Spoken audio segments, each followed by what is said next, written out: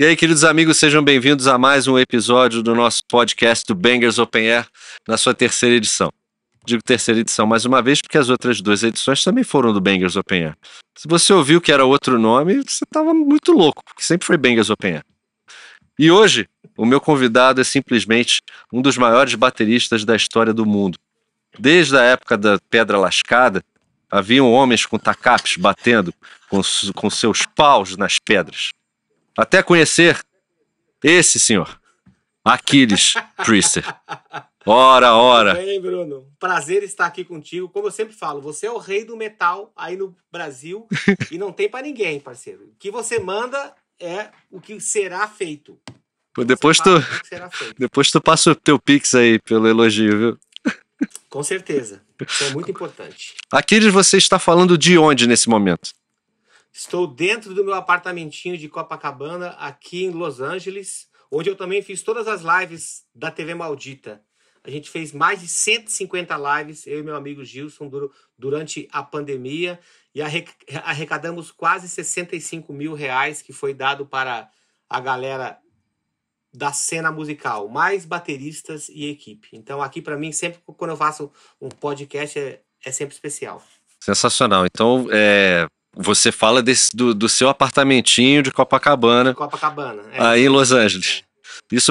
Isso serve muito para você metaleirinho, que fica aí dentro do seu apartamentinho em Copacabana, aí só xingando muito no Twitter, tá bom? Ex-Twitter, né? A diferença é que a gente aqui, o Achilles, a gente rala mesmo. Você tá aí no seu onanismo, tá? Sabe o que é o onanismo, né? O cara tá lá, né? Entre uma e outra. Tentando fazer crescer a bananinha na nica dele. Exatamente. E entre aqueles 15 minutos entre uma e outra, fica xingando muito no Twitter. Você tá em Los Angeles, você já mora nos Estados Unidos há quantos anos, Achilles? Cara, ano que vem, por incrível que pareça, faz 10 anos já. Caramba, cara. Passou rápido demais. Pois é. E quando que pintou a tua decisão de, cara, vou desbravar Estados Unidos pra explorar esse mundo novo dentro da música? Tá, eu tava tocando com o Tony McAlpine, que é um guitarrista que sempre foi uma influência muito grande no meu trabalho como baterista, porque todos os bateristas que tocavam com ele eram esplêndidos, né? E aí foi através da música dele que eu conheci minha maior influência nos dois bumbos, que é e sempre será o Jim Castronovo. Então, depois que eu fiz a minha audição pro DT, o Tony entrou em contato com o Petrucci, falando, cara, desses bateras que você fez a audição, quem que é o batera que você acha que seria bom pro meu tipo de música? Aí o Petrucci falou, cara, o Achilles. O Achilles é o cara certo, porque o cara tem o som, tem a linguagem, e o Tony não sabia que eu era um grande fã dele. Então, assim, guardado as devidas proporções, né, tocar com o Tony foi a minha gig dos sonhos, assim, né? Porque foi ele que me fez ser a música dele e os bateristas que tocaram com ele, que foram esses caras que me fizeram ser o baterista que eu sou hoje.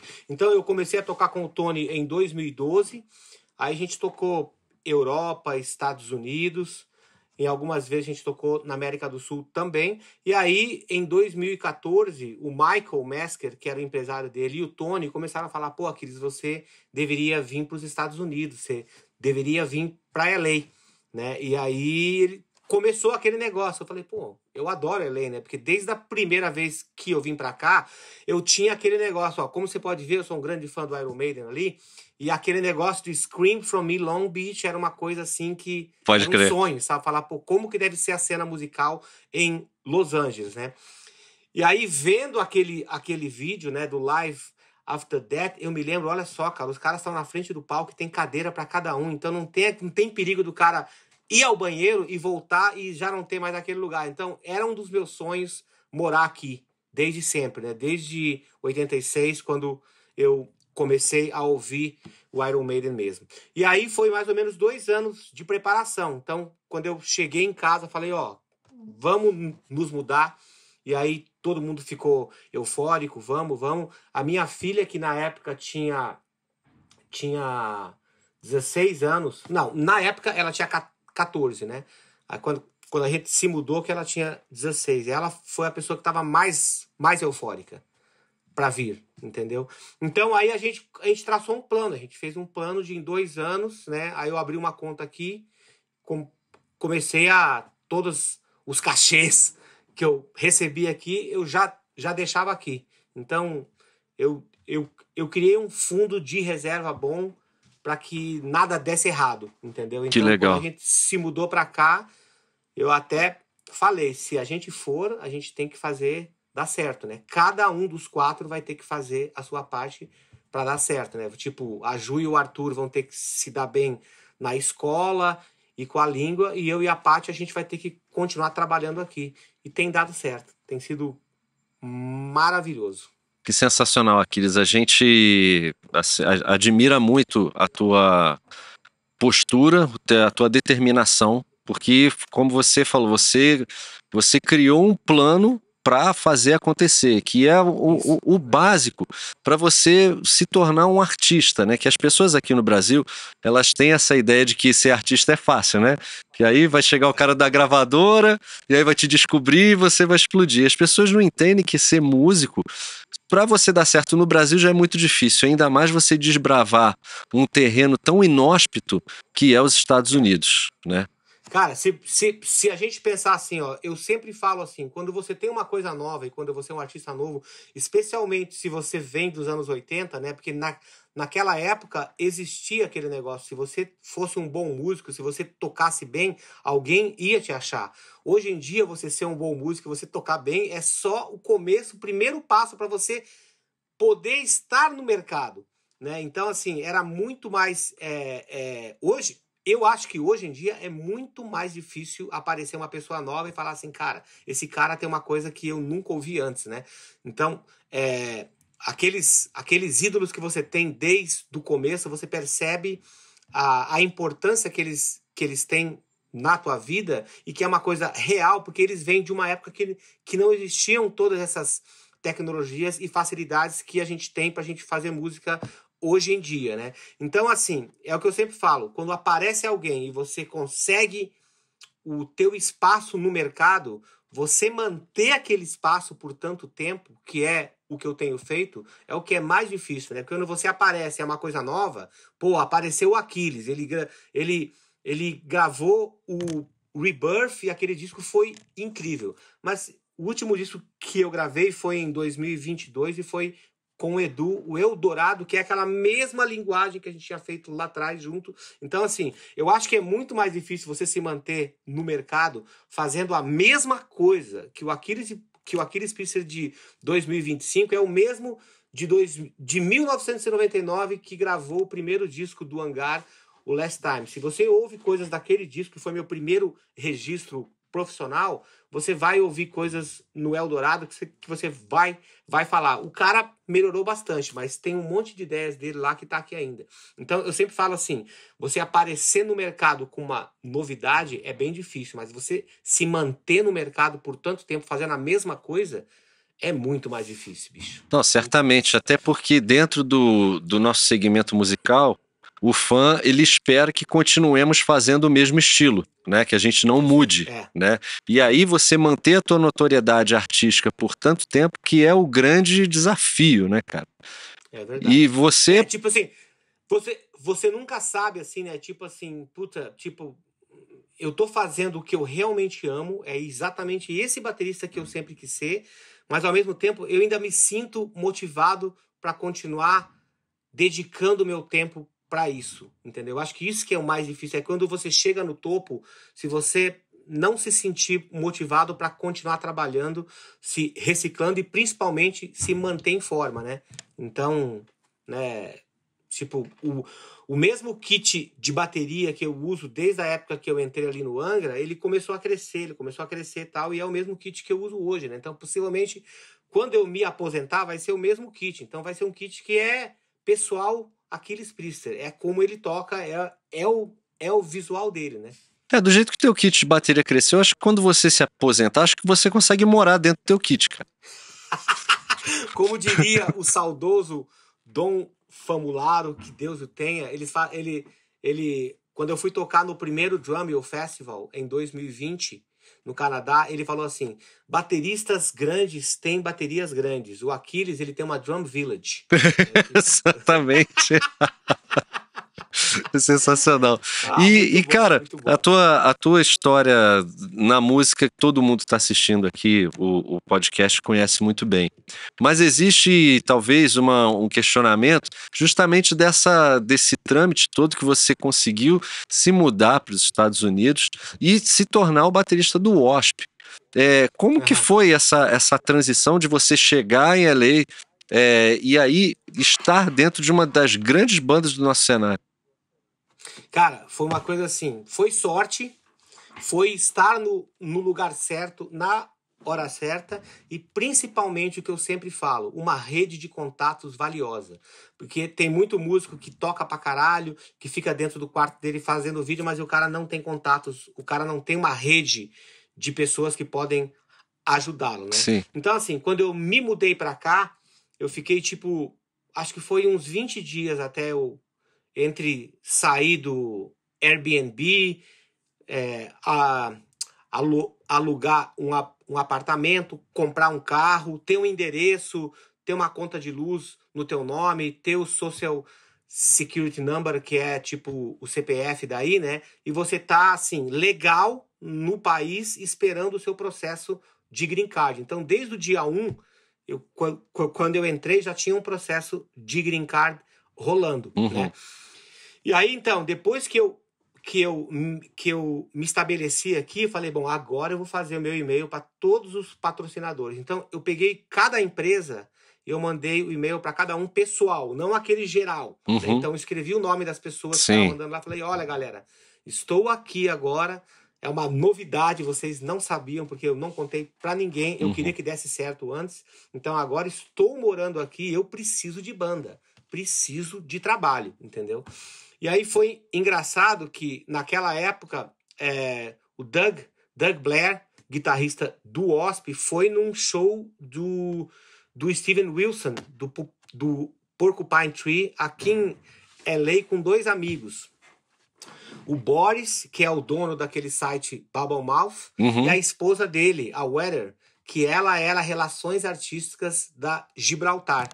Aí, quando o Doug tava saindo, tchau, então, falou, foi bom te ver, não sei o quê. Se vocês souberem de algum baterista aí, a gente tá precisando de um batera. Isso foi novembro de 2016. A gente tá precisando de um batera para setembro do ano que vem, que a gente vai fazer uma tour do Crimson Idol de 25 anos.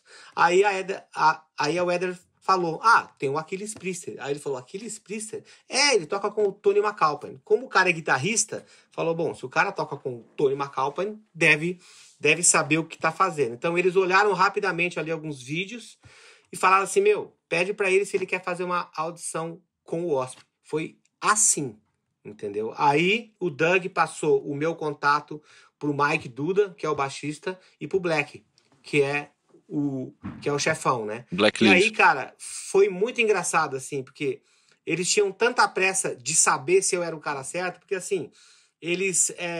aquele negócio, né, da bateria muito grande, será que ele vai querer usar isso tudo? A gente não tem espaço para isso aqui, a gente não precisa que você toque isso aí tudo. E aí eu me lembro que a gente fez um bate-papo antes, né? Foi só eu e o Mike Duda, e ele falou, olha, Aquiles, a gente viu que você toca, você é super técnico, tá? Mas tem um monte de coisas que nas nossas músicas a gente não precisa. Você aceitaria, tirar umas peças da tua batera, tal, e ficar mais perto? Falei, cara, sem problema nenhum. Eu vou tocar o que a música de vocês pedem, né? E aí eu me lembro que eu tava viajando para fazer uma tour aí no Brasil, né? De workshops. Que desde que eu me mudei, não teve um ano que eu não fiz alguma coisa aí no Brasil, tamanha a importância que tem o povo brasileiro na minha vida, né? E aí, enquanto eu fazia workshop, eu comecei, naquela época, eu tava viajando de carro. Era uma picape e mais um trailer atrás. E eu comecei a ouvir o Wasp, do nada, que eram 4 músicas que eles me pediram, né? Aí a minha equipe começou a achar estranho, assim, pô, você tá deixando essas Tô ouvindo o músicas Wasp, no loop, cara. né? Porque você nunca ouviu o Wasp, você tá ouvindo o Wasp agora? E era sigilo. Aí sigilo total, né? Cara, uma coisa, sabe aquela frase, o que acontece em Las Vegas fica em Las Vegas, é a mesma coisa com o Wasp, cara. Sim. Tipo assim, o que acontece lá é uma banda que é muito restrita com o esquema do backstage, sabe? O que pode mostrar. Então, eu tive que aprender a lidar com isso aí, né? Aí, eu comecei a gravar nas passagens de som, eu tocando as músicas.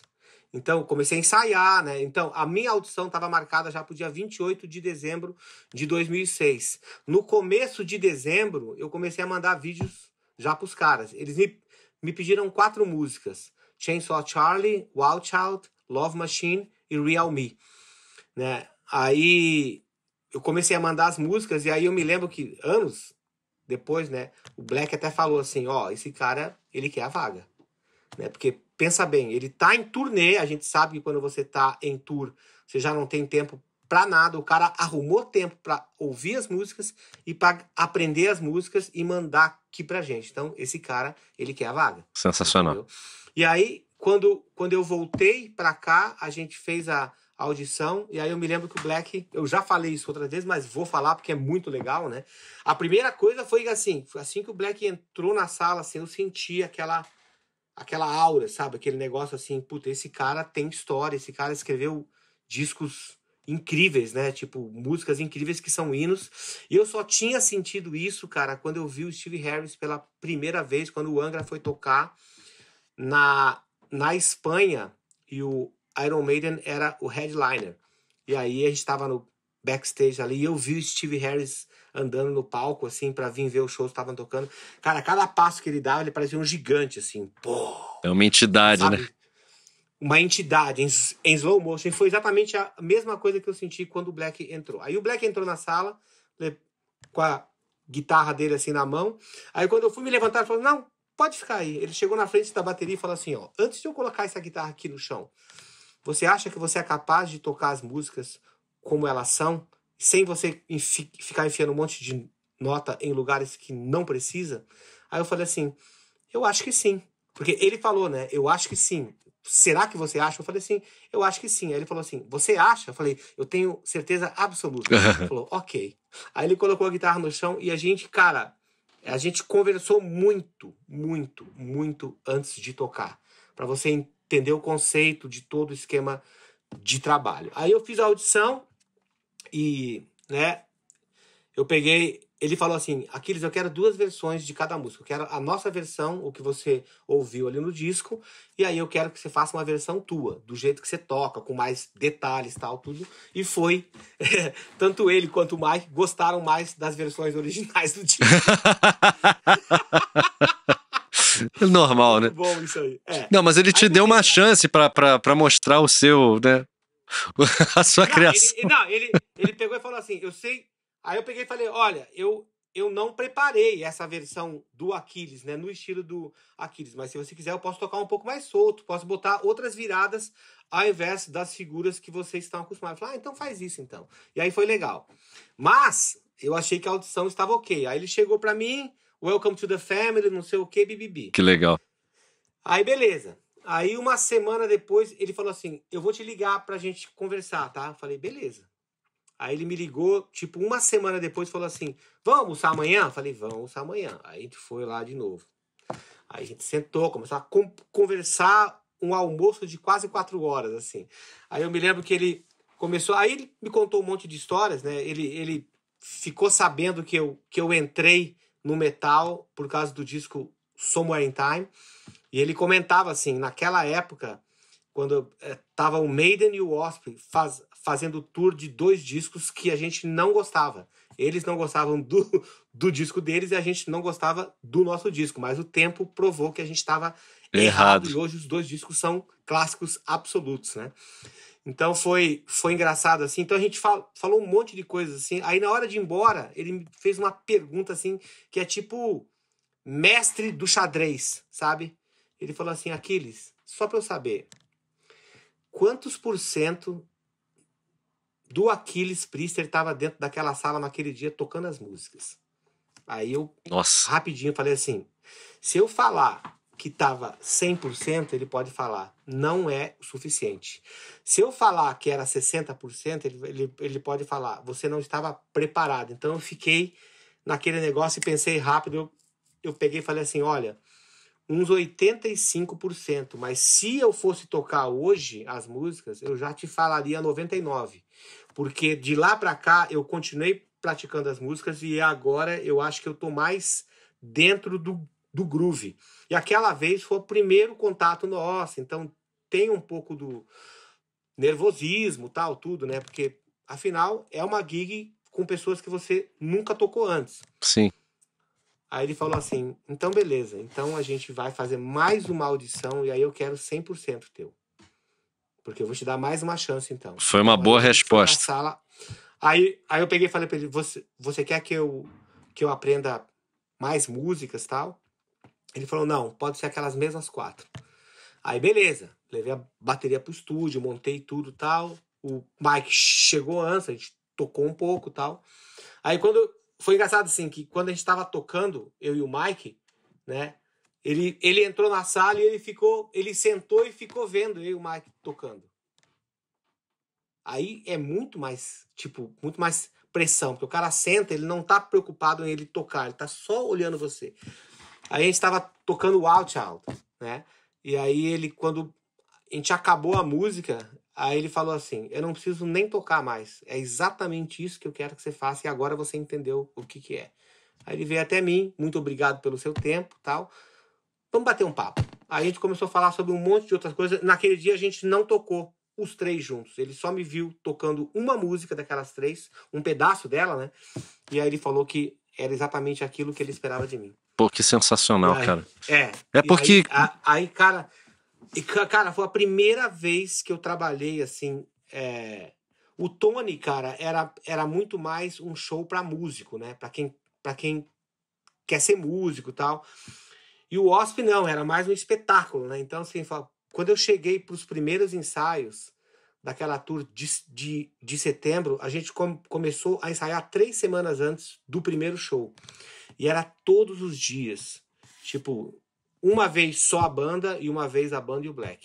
Uma vez só a banda, uma vez a banda e o Black. Com iluminação, com entrada, com as falas que tinham tudo. Então, ali que eu entendi como que é profissional você trabalhar um show. E, cara, o show é valendo. Se quebrar estante, se cair baqueta, não tem voltar atrás, né? E aí o Black falou assim, ó, todos os telões estão ligados no teu clique. Então, se o telão ficar preto, a gente sabe que foi você que fez alguma merda. Puta merda. Legal, obrigado. Eita pressão. Graças a Deus, naquela tour inteira, o telão nunca ficou preto. Mas você sempre foi um batera muito profissional, Aquiles, até para entrar no Angra, que sempre foi uma banda acima da média de um nível profissional, você já estava preparado para isso, né? Tanto que, inclusive, você, fez o teste para baterista do Dream Theater, que isso, pelo que você me falou, abriu o espaço e abriu a sua mente para ir para fora, inclusive, né? Exatamente, Foi depois daquela audição ali que apareceu a oportunidade de eu tocar com o Tony, né? Sim. E se você for falar assim, o Mike Portnoy como batera, ele sempre foi um batera muito importante pra mim, porque ele trouxe uma linguagem que é diferente, né? Tipo assim, a gente tinha sempre os caras do progressivo, né? Tipo o Neil Peart, né? E tinha os caras que eram mais pesados, né? Dave Lombardo, Sim. O Nico, o Vinnie Paul, mas ele foi o primeiro cara que mixou as duas coisas, né? O metal e o progressivo. Então, ele foi um cara que chamou a atenção. Mas, assim, se eu for falar, assim, da importância da música do Tony, pra mim, como músico, são discos que eu escuto até hoje, né? Porque, assim, eu escuto os caras e eu me lembro de eu dentro do meu quarto, lá em Porto Alegre, me ferrando pra entender o que os caras tocavam. Então, naquela época, o único recurso que você tinha era passar do CD ou do vinil para fita cassete e deixar o teu Walkman ficar com a pilha fraca para na hora de você tocar tá um pouco mais lento. Assim. Sensacional. Então eu tinha assim as pilhas com os Walkman, que eram as pilhas que estavam quase mortas, e tinha as pilhas boas para eu ouvir música. Então esse era o tipo de coisa que um músico fazia naquela época. Não tinha esse negócio de aplicativo que você tira a bateria ou deixa só a bateria e tal. Cara, era muito mais... Você tinha que ter muito mais vontade do que você tem hoje em dia. Eu acho que isso foi. Eu acho que você aplicou. Acho que toda a tua história acabou culminando para viver esse sonho na plenitude, né? Porque todo jovem brasileiro que é fã de heavy metal e entra pra música quer viver o sonho de viver fora do Brasil, vivendo de música e tocando numa banda que é fã, né? E você vive plenamente isso. Eu lembro, sei lá, poucas pessoas que. O Bill Hudson, talvez, o Kiko, o Maurício, Extreme Drums, né? São poucas, o Alírio Neto, né? Então são poucas as pessoas que tiveram essa coragem, essa determinação, que vivem plenamente esse sonho. E aí a pergunta que eu te faço é o seguinte: como é agora você estando no Wasp, se preparando para tocar num evento incrível, um dos maiores eventos da América Latina, eu acho que é o maior evento da América Latina de festival, que é o Bangers com o Wasp no Brasil? Cara, eu tô muito feliz e eu não posso esquecer de como que isso começou, né? Eu tava lá na Consulado do Rock com o Márcio, que é o dono lá da Consulado. E é o dono do Bangers, né?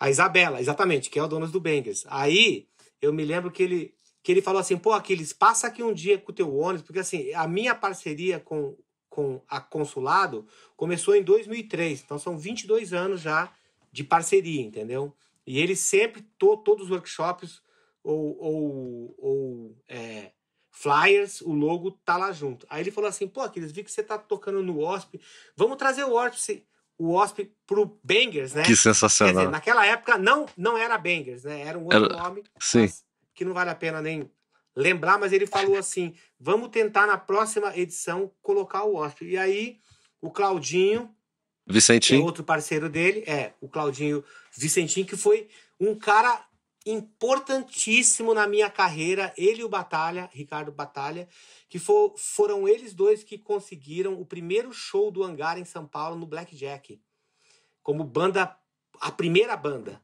né? E aí aquele show, né, quando eu toquei aquele show, tava o Márcio Cardoso da Encore Records, que foi o cara que gravou o primeiro disco do Paul Di'Anno aqui no Brasil com músicos brasileiros, que tava eu, Felipe Andreoli, Chico Derrira e o finado Paulo Turim, que era amigo do Paul e já tinha tocado no Battlezone.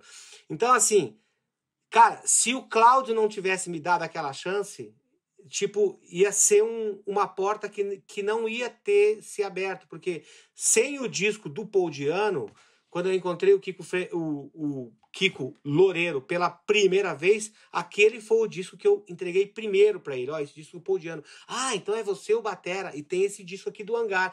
Ah, então foi você que abriu o show lá em Porto Alegre, então aí linkou.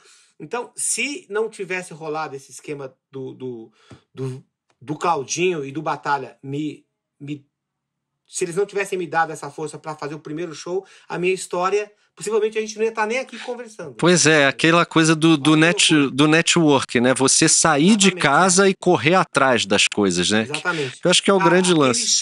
Aquele show, só pra você ter uma ideia, cara, a gente locou microfone pra bateria inteira, a gente trouxe amplificador, porque a gente não sabia, o Blackjack em São Paulo, quando chegou lá tinha uma mesa de 6 canais, só tinha um microfone pro bumbo. Nossa Senhora.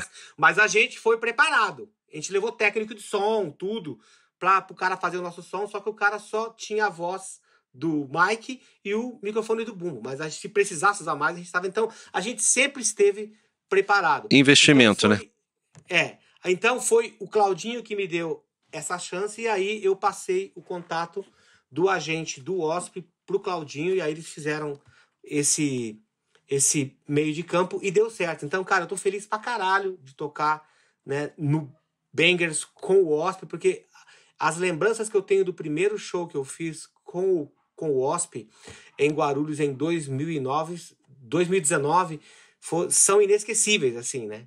E o que foi mais legal, assim, quando eu estava andando do palco, do camarim pro palco, o Black me chamou, assim, e falou assim, antes da Somebody, eu vou te apresentar, ok? Falei, cara, sensacional, vai ser cara. foda. É porque o Brasil é a tua casa, cara, e é um dos maiores polos de Exatamente, metal do mundo, cara. Então vai ser muito legal, e agora com uma estrutura de festival europeu aqui no Brasil, cara. vai ser foda. A gente fica, pô, muito feliz de te ver totalmente próspero, porque eu sei da tua batalha, cara. Não é Obrigado, porque eu parceiro. tô conversando com você. A gente fez um workshop, eu tava fazendo meu show de tributo ao Iron Maiden. Foi... Onde foi a aqueles? gente fez junto, foi em Foi lá no... Campo Grande. foi em Campo Grande. Eu ia fazer um show em um dia, o Aquiles fez no dia anterior na mesma casa. E, cara, o Aquiles leva todo o merchandising dele, o Aquiles vende o próprio merchandising, e o Aquiles é o motorista do ônibus quando ele roda o Brasil inteiro. Então, se tem alguém que trabalha pra cacete dentro desse segmento, é você, cara. E você é muito merecedor disso. Cara, é o exemplo que a gente tem, que você deveria seguir. Se você quer ser músico, se você quer prosperar, tem que batalhar pra caralho. Como o Aquiles falou no começo, ser excelente no que faz, musicalmente, é só o começo, né?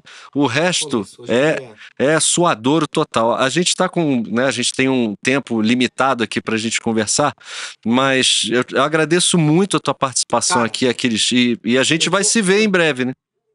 Cara, eu tenho certeza, assim, que no dia que chegar a hora de tocar no Bangers Open Air, que a minha bateria já vai cedo para lá para montagem, vai ser um dos dias mais nervosos, assim, da minha vida, porque eu sei da responsabilidade que é você subir num palco onde é a tua casa, mas com uma banda que é adorada, né? Que tem muitos fãs e tal. Então, assim, vai ser um dia que vai ser, com certeza, o show de 2019 já tinha ficado já na minha história, mas eu acho que esse, por ser maior, né, e por ter tantas bandas juntos no mesmo dia, vai ser, assim, o dia mais feliz da minha vida em cima de um palco até então. Então, eu tô muito ansioso para que chegue esse dia. E eu vou falar, cara, o show é matador.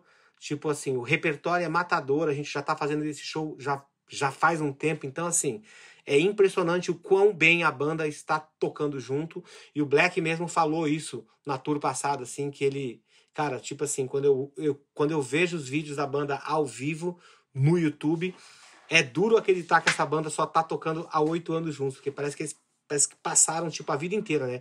Quer dizer, o Mike toca há 26 anos juntos já, né? O Doug há quase 20, e eu há quase 10 anos, 8 anos. Então, assim, o show tá foda. Em todos os lugares onde a gente passa, a galera fica muito feliz com o resultado do show. Eu tenho certeza que no Brasil, em São Paulo, no Bangers Open Air, não vai ser diferente. Pô, que sensacional, então, só quero agradecer novamente o Márcio, a Isabela, você, a Carol, a Damares, o Claudinho, o Batalha, que foram pessoas que foram sempre importantíssimos na minha vida, são amigos que eu posso contar sempre. Eu não posso me esquecer do Bafo também, que é uma pessoa que mora no meu coraçãozinho peludo. Grande Bafo Neto. Eu tô ansioso para ver todos vocês. Né? E vamos nos ver todos, cara. Aquiles, boa preparação para você aí. A gente aguarda você muito em breve. Próximo domingo, 4 de maio, vai estar o Aquiles juntamente com o Wasp no Bangers Open Air. A gente encerra aqui esse papo sensacional, um oferecimento de Road Crew, nossos parceiros de mídia, Kiss FM, UOL e 89, realização de nossos queridos amigos o Márcio e a Consulado Rock. Esse foi mais um episódio do Bangers Open Air. Aquiles, um beijo pra você, meu garoto. Valeu, gente. Um beijão pra vocês aí, a gente se vê em breve. Valeu. Tchau. Até mais.